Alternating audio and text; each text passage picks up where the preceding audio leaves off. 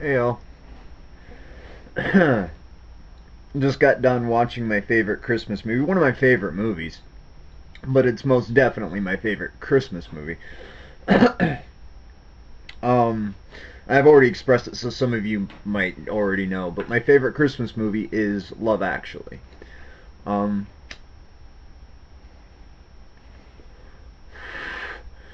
I just get sappy around this time of year, and that movie, like, I love that fucking movie. Like, I watched that movie, it makes me cry. You know, I watched that movie like a hypoglycemic geriatric. Like, I just absolutely fucking love that movie. And the thing is, um, I love movies in general. You know, all of the moral life lessons that a person can find is in print on celluloid somewhere out there. You know, and sometimes you can extrapolate meanings that aren't even being deliberately presented. You know, for all practical purposes, I've always kind of considered movies to kind of be my Bible, as it were. As silly as that may sound, but I have I can take the deeper meaning out of something when it's presented to me. Um, on a philosophical, life relevant kind of way. Now the thing is that I like about Love Actually, most movies are relegated to this form of fantasy, this idealized picture, vision of whatever it is the message is trying to embody, be it, you know, war or fantasy or in this case love. But the thing is that gets me about it is the truth of it, the actuality. Yeah, sure, they had to write it out, so somebody created these characters within their own imagination, and they put it down on paper for actors to personify on film. You know, there's nothing like substantially real about any of them, but there's a truth to this movie that I don't know. I kind of feel and I kind of fear that some people miss out on it because the stuff that happens in that movie I have been first hand witness to within my life. Uh, you know, be it by proxy, second party. You know, me just being a non-objective witness to something that's going on, just silently watching people live their lives, or you know, experiencing it myself. There is a truth to this movie. To give you an example, I guess, of the significance I find in it. Um, my family uh, is really, really tight knit, um, and you know, primarily Mormon. We've got Mormon roots, but the thing is, like now, it's kind of one of those things where although a couple of branches of the family tree are still, you know, devoutly Mormon, uh, there's still this connotation to things.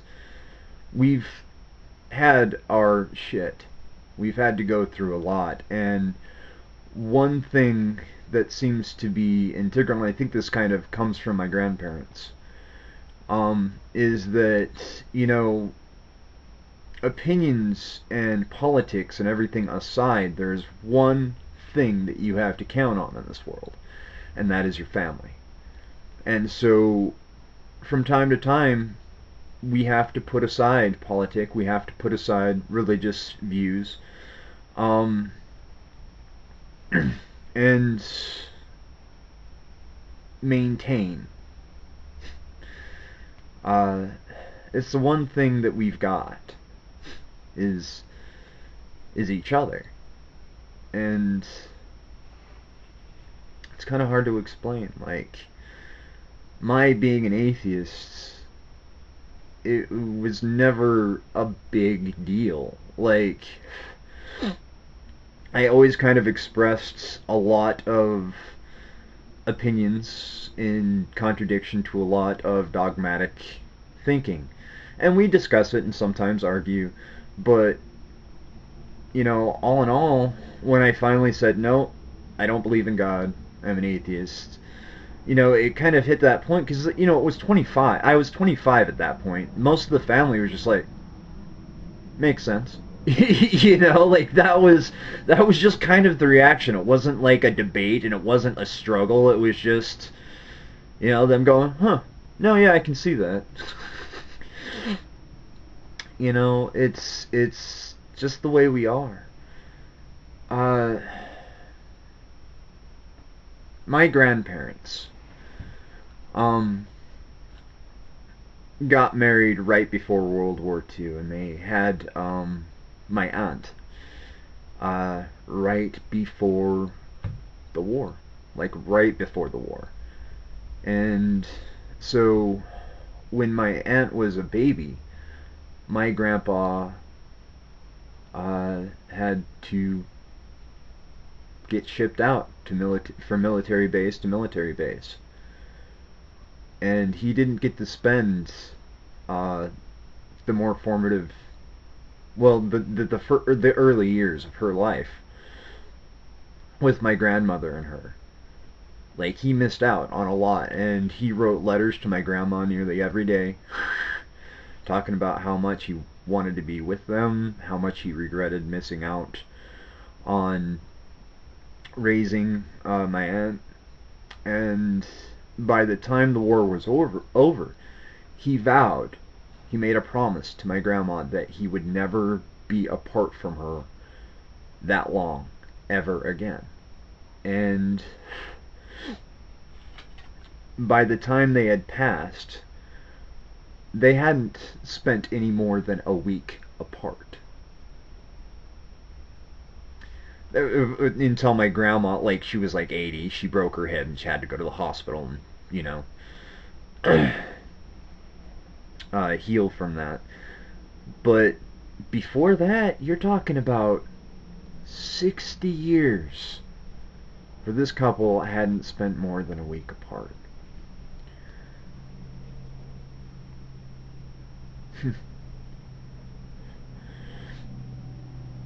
And then you take my uncles who gave me this kick-ass jacket for Christmas.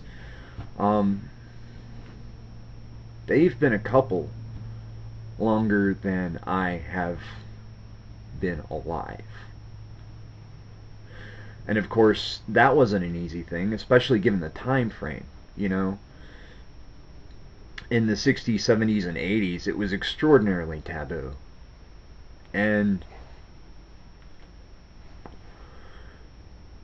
my grandfather, all of his kids, like, decided that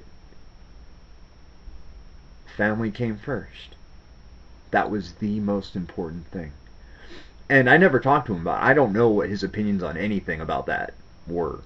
But I do know that he was welcoming. And, my parents divorced when I was 5, 4 or 5. They got separated when I was 4 to finalize the divorce when I was 5. And so my uncles really are one of the only examples of a healthy, cohesive unit.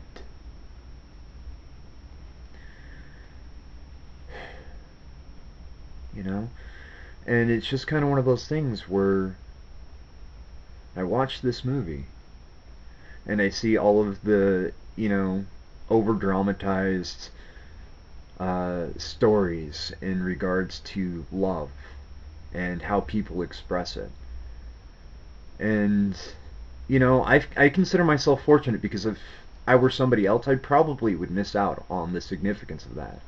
And I would not be aware of the relevance to it. Is that people honestly love each other. And you can see it everywhere. You can see it everywhere. And not just on Christmas. You know, it's something that I try to be mindful of, but on Christmas I am more aware of it than I usually am. And yeah. Um I took care of my grandparents in between the age of 21 up until the time they passed on. Um which I can't really remember too much because there was a lot of shit that went on, like right as they were moving on. They had passed, and a couple years. Well, my grandmother passed, and then 6 months later, my grandfather had passed, and then about a year or so after that, my father had died. 3 days after I got diagnosed with multiple sclerosis. So it's all kind of a blur to me. And I would make them breakfast and, pull my grandpa out of bed and help him shower and stuff. And I can't say that it was easy, but at the same time, there was nothing else that I would rather be doing. Like, if I had to go back and make different choices, I wouldn't. And this past year, I haven't been working, so I've had little to no income. And it's kind of heartbreaking because one of my favorite things about Christmas isn't getting gifts. I love giving gifts. When you get that perfect gift, when you see something, and it might be in June, but just like rolling around and you see this gift that you happen to have money for, this thing, like, I know who would fucking love that. Like, I don't know if that's ever happened to you, but that's one of my favorite things. Like, there have been times when I would buy Christmas presents 6 months before Christmas, just because I would see something on sale or I would see something that caught my attention, and I would just associate that with a certain person, be like, they would absolutely fucking love this. And so one of my favorite things on Christmas time is giving shit. When you find somebody the perfect gift and you get to watch them open it. There's a certain, I don't know, like, this is like one of the few moments I ever get proud about anything, but when you find somebody the perfect gift and watch them open it, and you can tell, you just justified in how right you felt that was for them. You just, like, know at that point when they open it, like, oh, fuck. When you realize that, fuck yes, I aced this. I totally nailed this. I love that about Christmas. I love it. I love that about giving gifts. But this year, since I've been not working, I haven't been working at all. I wasn't able to give anything. And it was really hard for me. Because on Christmas Eve, we all get together and we do the presents exchange. And I had a really hard time. Like, a really hard time. And I think they all kind of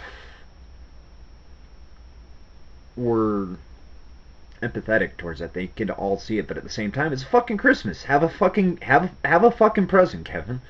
You know what I mean? And so I ended up getting a couple things, a couple pairs of pants and a sweater and stuff like that. But it was still just really, really hard for me because I couldn't give anything. And my sister noticed that I was having a particularly hard time, and we went out and had a cigarette and stuff like that. And, she just looks at me and she says, "You know what, Kevin? Fuck you." I don't think she said "fuck you," but she kind of gave that air, of like, we love you. Suck it up, dude. Have some presents. And, she kind of talk to me and help me calm down. But then I wake up on Christmas morning, and all the family's getting together for Christmas breakfast. Um, we have Christmas dinner on Christmas Eve, and then on Christmas morning we have leftovers coupled with eggs and stuff like that. But we have breakfast, and I wake up and I cross the living room, and I see the sofa is just completely littered with presents for me. Like, seriously, a ballload of presents. And I didn't have the presence of mind to take a picture, but like the entire sofa was just full. And then the coffee table in front of the picture, or in front of the sofa, was just full of presents. And my uncle's got me this really kick-ass leather jacket. Um, I got this flannel hoodie, and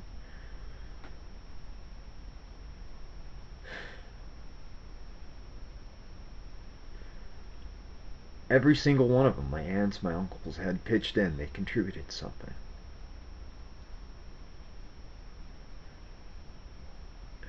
And it's still fucking hard. But the amount of appreciation that I have, like, there aren't words for. You know, it's been a really rough year. I can barely walk upstairs now. Fuck, I wear diapers. You know, it's been hard. And there's my family just there. Those presents, I think, manifest something, and that's just them letting me know that we're there for you, Kevin. And so you can take all of the materialistic and religious uh, connotations of the holiday that you want, but really, for me, it's just a holiday about love.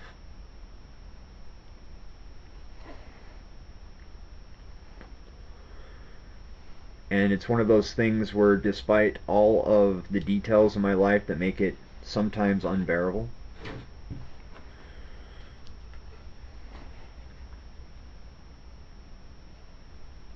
there's that. I've got that in my life.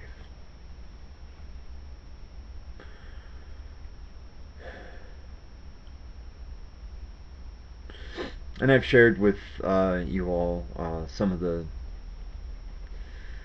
complications that I've had uh, emotionally, like the notion of me taking my own life. And this is something that's been a part of me as long as I can remember.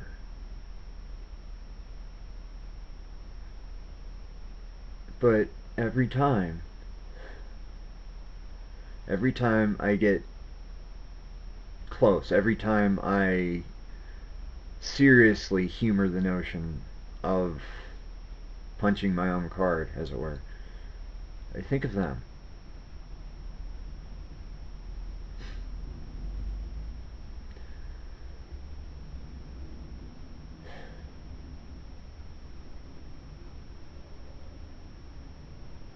Because you can.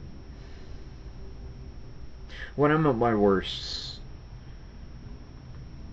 life is just this empty shell. It's just this absolute vacant, vacuous hole. But then I think about them.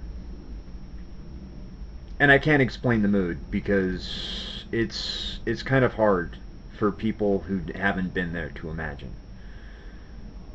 But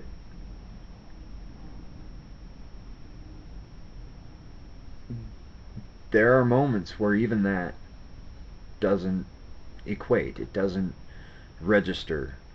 You know, it just doesn't matter. Like, you're talking about judicially judging life on the whole and coming to the conclusion that it's not worth it.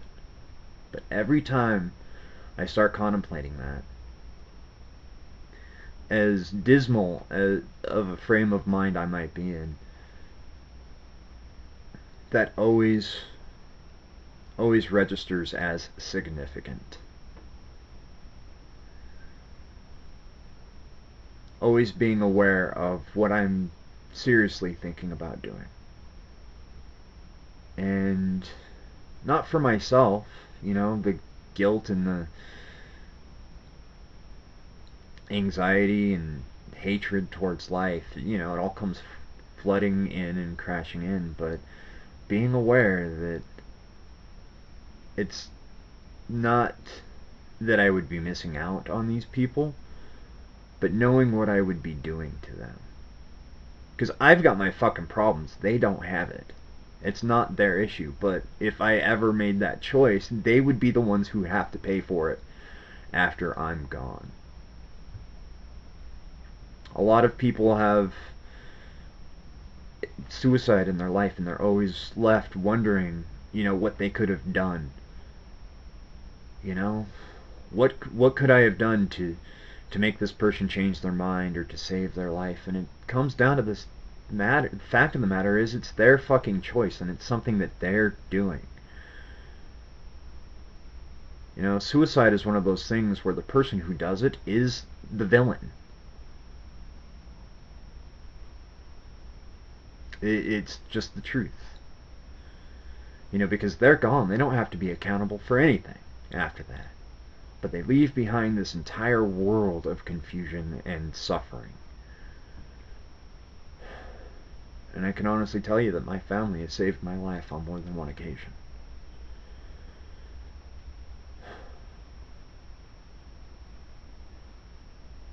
They are seriously badass.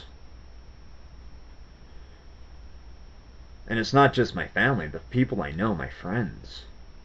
Like, they've all got their nuances, they've all got their idiosyncrasies and their hang-ups, but they're all decent people. And they all share that same integrity when it comes to being able to express and revere the things they care about.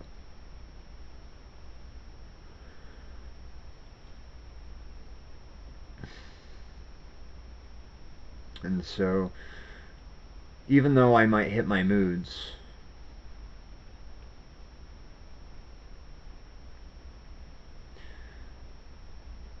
I know that it's not all pointless. I mean, it might be pointless, but there's something to it. There's something there to be valued, and it's not just all a big bag of shit, as some people here would have you believe. And I think a lot of that comes from the fact that we are just a group of people who are just trying to deal with not really having an objective purpose to life. And we've all just made out of it what we can. I think there's something to that.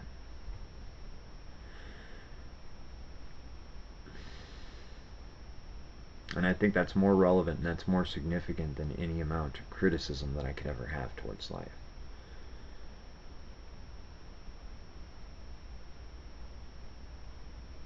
Because if anything, it's strength, perseverance.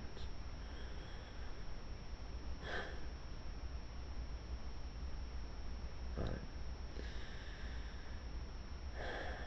getting all preachy now too, so this is just my Christmas video. I hope you all had a good holiday season, whatever holiday it is that you observe. And yeah, be well, guys.